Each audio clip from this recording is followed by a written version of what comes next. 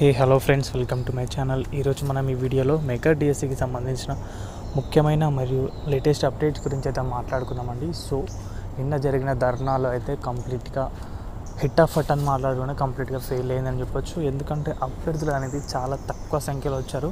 ఎందుకంటే చాలామందికి ఇన్ఫర్మేషన్ అనేది లేకపోవచ్చు, ఇంకా కొందరికి ఇన్ని రోజుల తర్వాత డిఎస్సి అనేది కండక్ట్ చేస్తున్నారు. ఎలాగైతే ఏంది డిఎస్సి రాద్దామని ఒక ఆలోచన అయితే ఉండొచ్చు. మేబీ ఏదైనా కారణాలు కావచ్చు, కానీ చాలా తక్కువ సంఖ్యలో అభ్యర్థులు అయితే రావడం అయితే జరిగింది.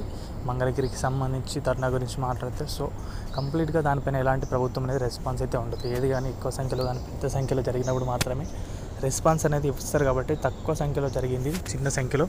సో దానిపైన ఎలాంటి రెస్పాన్స్ అయితే లేదు. ముఖ్యంగా మాట్లాడితే కనుక ఎక్కువ అభ్యర్థులకు అయితే 50% సిలబస్ కూడా అయితే వాళ్ళు ప్రిపేర్ అవ్వడానికి అంటే రివిజన్ అనేది కాలేదు. చాలామంది చదవలేకపోయారు.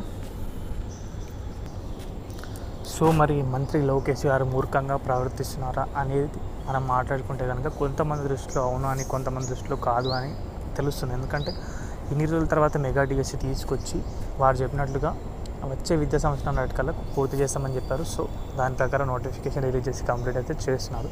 కొన్నిసార్లు కొన్ని దృష్టిలో మాట్లాడుకుంటే నోటిఫికేషన్ వచ్చిన తర్వాత సమయం అనేది అవసరమైతే ఉంటుంది. ఎందుకంటే ఒక పక్కా ప్లానింగ్ అయితే చేసుకోవడానికి. బట్ దీనికి సంబంధించి వాళ్ళు ముందుగానే తెలియజేశారు. ఏంటంటే నోటిఫికేషన్ వచ్చిన తర్వాత 90 రోజులు గడిపిస్తామని టెట్కి ఇచ్చారు. అది ఆ సమయంలోనే తెలపడమే జరిగింది. బట్ తర్వాత డిఎస్సి అనేది అలా ఆలస్యమైన కొద్దీ వాళ్ళు చెప్పాడు. తర్వాత నోటిఫికేషన్ తర్వాత సమయం అయితే ఉండదని చెప్పేసి సిలబస్ అనేది రిలీజ్ చేశారు. సో దీంట్లో ప్రభుత్వం తప్పు ఉంది. కొన్నిసార్లు మనం మాట్లాడుకుంటే కనుక అభ్యర్థులు కూడా ప్రిపరేషన్ అనేది అంటే నోటిఫికేషన్ అనేది కంప్లీట్గా ఇవ్వలేరు కాబట్టి డిలే చేశారు. కాబట్టి అలా కూడా ఆలోచన అయితే చేయొచ్చు.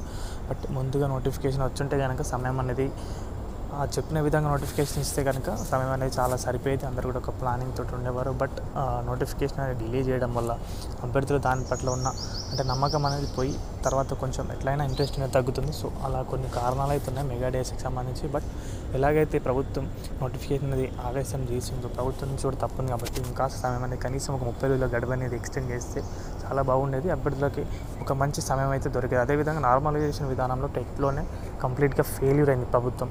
చాలామందికి నెగిటివ్ స్కోరింగ్ చేస్తే చాలామంది కట్ ఆఫ్ రీచ్ కాకుండా చేశారు. బట్ అలాంటి నార్మలైజేషన్ మళ్ళీ డిఎస్సిలో తీసుకొచ్చారు. కాబట్టి చూడాలి మరి ఎంత ఫెయిల్యూర్ అనేది ఉంటుంది. సక్సెస్కి కంప్లీట్గా అయితే మాత్రం ఒక మంచి విషయం అని చెప్పొచ్చు. కాకపోతే కనుక అభ్యర్థులు అనేది ఎక్కువ సంఖ్యలో నష్టపోతారు. సో ఇది గైస్ వీడియోకి సంబంధించిన అప్డేట్ అయితే. వీడియో నచ్చితే వీడియోకి అయితే ఒక లైక్ చేయండి. మన ఛానల్కి ఎవరైనా కొత్తగా వచ్చింది సబ్స్క్రైబ్ చేసుకోండి. థ్యాంక్స్ ఫర్ వాచింగ్ అందరికీ.